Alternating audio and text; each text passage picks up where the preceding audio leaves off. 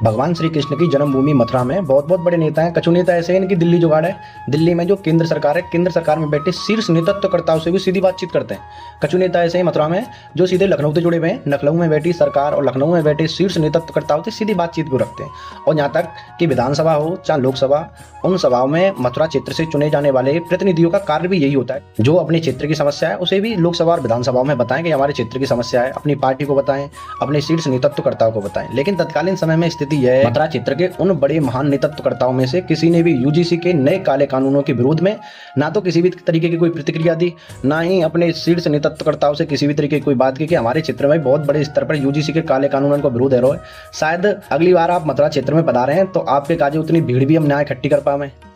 अब विरोध ना करने के दो कारण हो सके, या तो औकात नहीं इतनी कि भी नेता बन सके, पार्टी की छत्र छाया में आके भी नेता बन गए, या फिर शीर्ष नेतृत्वकर्ताओं की छत्र छाया में आके भी नेता बन गए। तो उनकी इतनी औकात ही ना उनकी इतनी योग्यता ही कि उतने बड़े पद धारण करें। विश्व की सबसे बड़ी पार्टी और विश्व के सबसे बड़े संगठन जिनकी विचारधारा है कि हम रहे या ना रहे, ये देश रहना चाहिए, आज देश को तोड़ने के लिए काले कानून आए, तो वे जो देश सर्वप्रथम की भावना से काम कर रहे संगठन में जुड़ के वे कह रहे भाई देखो हमारा पार्टी तो कोई लेना देना ना है, ना हम किसी राजनीतिक कारणों से भारतीय जनता पार्टी और विश्व के सबसे बड़े संगठन से जुड़े हुए, हमारा तो ये देश की सेवा होनी चाहिए।